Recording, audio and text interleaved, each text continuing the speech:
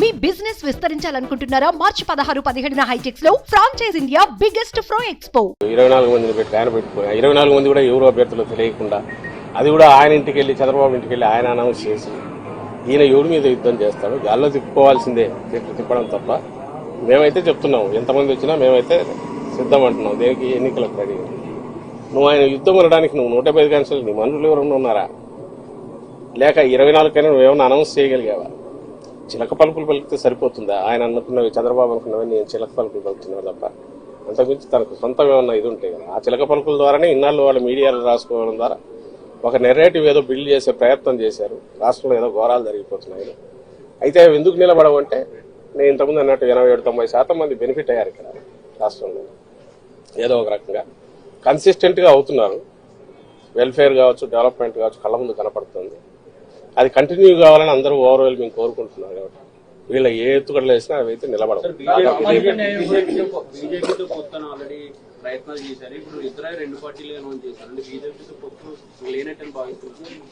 BJP పొత్తు పెట్టుకోవాలని ఆత్రంగా ఉన్నాము. అయిపోయింది ఆల్మోస్ట్. నిన్న ఏదో చార్టర్డ్ ఫ్లైట్ అన్నారు, మొన్న పోతున్నాం అన్నారు. పవన్ కళ్యాణ్ బయటకు అరపోయమంటారు, నెక్స్ట్ చంద్రబాబు పోతాడన్నారు.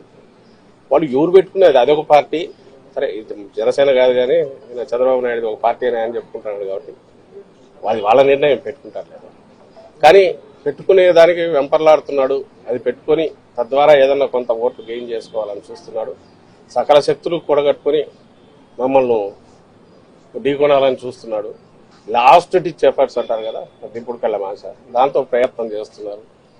అనే దాంట్లో భాగంగా ఆయన పోయి అమిత్ షాను కలవడము, బీజేపీ వాళ్ళతో లోపాయికారిగా ఈయన ఏజెంట్ ఉన్నారు కదా అక్కడ, టీడీపీలోంచి బీజేపీలో ఉన్న 4-5 నాయకులు, వాళ్ళ ప్రయత్నాలు ఇవన్నీ మీ మీడియాలో మీరే రాస్తున్నారు, బయటకు వస్తున్నాయి.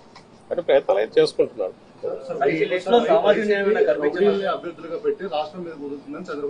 ఏది అది ఏదన్నా అనుకోవచ్చు, ఎవరు అనేది ప్రజలకు తెలుసు. ఆయన కేవలం పడికట్టు మాటలు 4 పెట్టుకునేందుకు మాత్రం ఎవరు ఇది అవుతుంది. ఈరోజు ఇది అంటున్నాడు, రేపు ఇంకొకటి అంటాడు. అసలు రాష్ట్రం నాశనం అయిపోతుంది అంటాడు, ఇంకో శ్రీలంక అయిపోతుంది అంటాడు. ఈయనేమో మరి ఆయన అనౌన్స్ చేసేవేమో మన ఎప్పుడు లెక్కేస్తే 30,000-40,000 కోట్లు అవుతుంది ఒక స్కీమే ఆయన చెప్పినట్టు ఇస్తే. కానీ ఎప్పుడు ఇవ్వడు తెలుసు, అందులో 0.5% ఏమైనా ఇస్తే ఇస్తాడు. గతంలో హిస్టరీ మనం చూస్తే అలాంటిదే ఉంది ఆయన హిస్టరీ అంతా.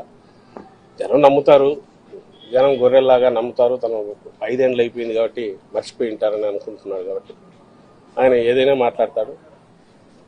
మామూలు ఉద్దేశించి కూడా ఎలాంటి మాటలైనా మాట్లాడతారు. బట్ అల్టిమేట్గా ప్రజలు అనుభవించినారు, ఆ పీరియడ్ అనుభవించినారు. పాజిటివ్ సైడ్ ఈసారి కూడా వాళ్ళ ఎక్స్పీరియన్స్ డిఫరెంట్గా ఉంది. ఫస్ట్ టైం ప్రజలది వైఎస్ఆర్సీపీ పాలనలో. కాబట్టి దే హావ్ ఆల్రెడీ డిసైడెడ్ అని మాకు వస్తున్న దీంట్లో కనపడుతుంది. మా సర్వేలో కానీ మాటలో కానీ ప్రమాణం కనపడుతుంది.